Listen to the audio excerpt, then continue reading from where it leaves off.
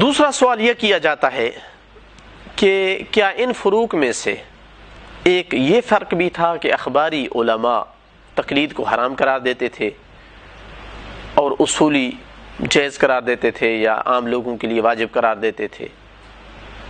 ان کا حرام قرار دینا اس سے کیا مراد ہے؟ حقیقتاً تقلید کی حرمت والا مسئلہ، جس طرح میں نے عرض کیا ہے پہلے بھی، یہ اساسی اختلافات میں سے نہیں تھا۔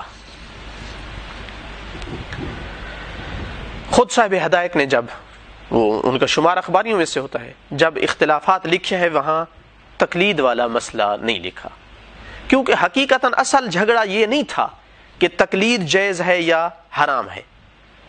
اصل جھگڑا یہی تھا کہ اجتہاد میں کتنی وسعت ہے، مدارک میں جہاں سے حکم لینا ہے، یہ اصل مسئلہ تھا۔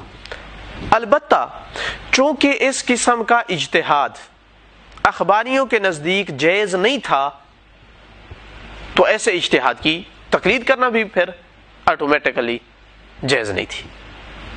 لیکن کون سی تقلید؟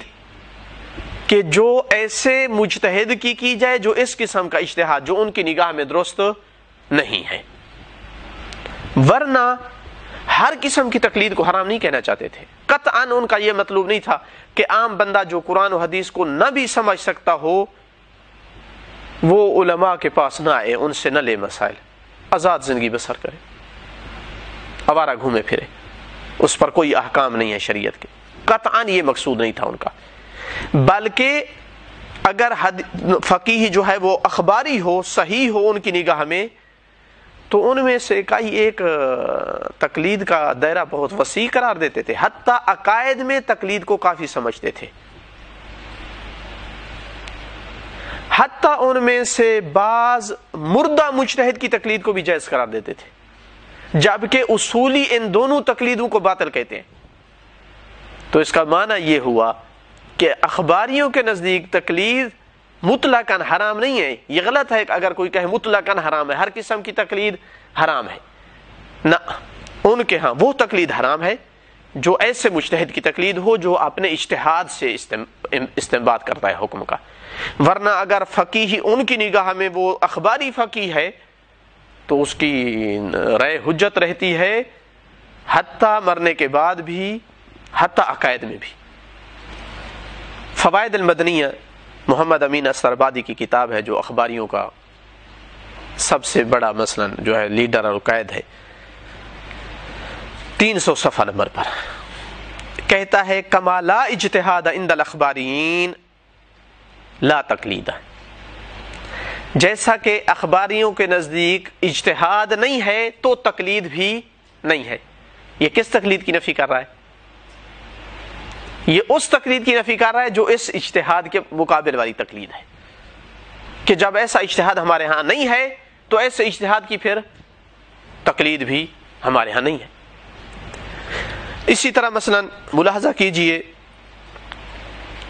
صاحب وسائل کو، اخباری ہیں، فوائد توسیہ صفحہ نمبر 456 پہ، باب عدم جواز تقلید غیر المعصوم فیما یقولہ برأیہ، باب لکھا ہے، کیا نام ہے اس کا؟ جائز نہیں ہے تقلید کرنا غیر معصوم کی ہر اس حکم میں جو اپنی رائے سے دے۔ تو اس کا مطلب ہے کہ کون سی تقلید کو حرام قرار دے رہے ہیں؟ کہ جو ایک مجتہد اپنی رائے سے دیتا ہے، چونکہ ان کے ہاں یہ اجتہاد ثابت نہیں ہے، یہ مشکل ہے۔ وفیما لا یعمل فیہ بنص منہم علیہم السلام، ہر اس مسئلے میں جس میں معصوم کی نص کے علاوہ حکم دے رہا ہو۔ اس کا مطلب ہے اگر معصوم کی نص ساتھ ہو اور حکم دے رہا ہو کہ یہ نص ہے، اس سے حکم نکال کے دے رہا ہے تو کوئی مشکل نہیں ہے۔ اسی طرح فیض کاشانی بڑا نام ہے اخباریوں میں سے، وہ لکھتے ہیں اپنی کتاب سفینۃ النجات میں، ثم الذی حمل مقلدیہم علی تقلیدہم فی الآراء دون تقلید الائمہ علی طریقۃ المثلی، کہتے ہیں کہ کیا چیز ہے کہ جس نے ان کو اس پر اکسایا ہے کہ ان کے مقلد ان کی تقلید کریں ان کی آراء میں اور ائمہ سے حکم نہ لیں. تو اس کا مطلب ہے کہ تاکید سے یہ بات کہہ رہے ہیں کہ وہ تقلید حرام ہے کہ جو مجتہد کی رائے میں ہو، ورنہ اگر مجتہد ائمہ کی حدیث سے لے رہا ہے تو مسئلہ نہیں ہے، بلکہ وہاں عقائد میں کر سکتے ہیں. یہی فیض کاشانی صاحب، اس کے لیے آپ ملاحظہ کر سکتے ہیں سید علی قزوینی کا تعلیقہ معالم الاصول پر، جلد نمبر 7 پیج نمبر 426. اس پہ وہ مختلف اقوال نقل کرتے ہیں کہ کیا عقائد میں تقلید کافی ہے یا نہیں، کیا یقین اور قطع ضروری ہے یا ظن بھی کافی ہے. تو یہ قول کہ عقائد میں ظن کافی ہے اگرچہ تقلید سے حاصل شدہ ہو،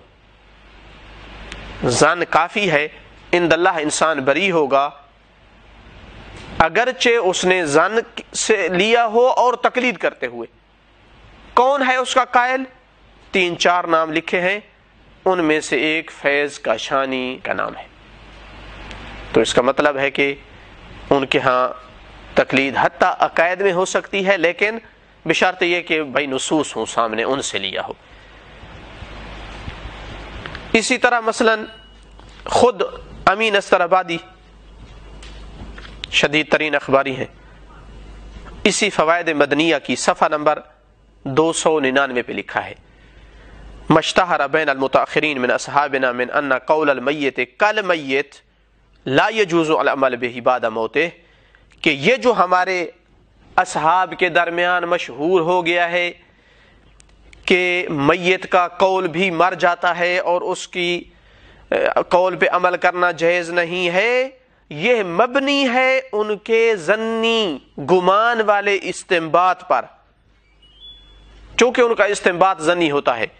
اما فتاوی الاخباریین من اصحابنا، ہمارے جو اخباری اصحاب علماء ہیں ان کے جو فتاوی ہیں فہیا مبنی علی ما ہوا صریح الاحادیث او لازمہ، چونکہ یہ مبنی ہوتے ہیں واضح حدیث پر یا اس کے لازم سے ماخوذ ہوتے ہیں. فلا تموتوا بموت المفتی، پس ہمارے اصحاب اخباریوں کے آراء اور اقوال ان کے فتاوی مرنے سے نہیں مر جاتے، صرف انہی کے نہ. وَكَذَلِكَ فَتَاوَى الْمُتَأَخِّرِينَ الْمَبْنِيَّةُ عَلَى صَرِيحِ الْحَدِيثِ أَوْ لَازِمِهِ الْبَيِّنِ، اسی طرح متأخرین کے فتاوی، یعنی کون متأخرین؟ یعنی اصولی مجتہد. اسی طرح اصولی مجتہد کے وہ فتاوی کہ جو واضح حدیث سے یا اس کے لازم بین سے لیے گئے ہوں، لا تموتوا بموت صاحبہا، وہ بھی صاحب کے مرنے سے اس کے فتاوی نہیں مرتے ہیں. لیکن آخر پہ کہتے ہیں التمیز بین القسمین صعب علی مقلدیہم، کہ ان کے مقلد کیسے تمیز دیں کہ ہمارے اس مجتہد نے یہ فتویٰ صریح حدیث سے لیا ہے اور یہ اس کا اجتہاد تھا، تاکہ اس پر عمل کرے اور اس پر نہ کرے. اس میں فرق کرنا مشکل ہوتا ہے. تو لہذا خلاصہ کلام یہ ہوا کہ وہ لوگ ہر تقلید کو حرام نہیں قرار دیتے تھے. قطعاً ان کا مقصد یہ نہیں تھا کہ عالم سے پوچھ کر عمل کرنا مطلقاً حرام ہے، یعنی جس بندے کو حدیث سمجھنے کی صلاحیت اس میں نہیں ہے وہ آزاد گھومے، اس پر کوئی جو ہے نہ سوال ہے نہ جواب ہے، ایسا ان کا قطعاً مقصود نہیں تھا.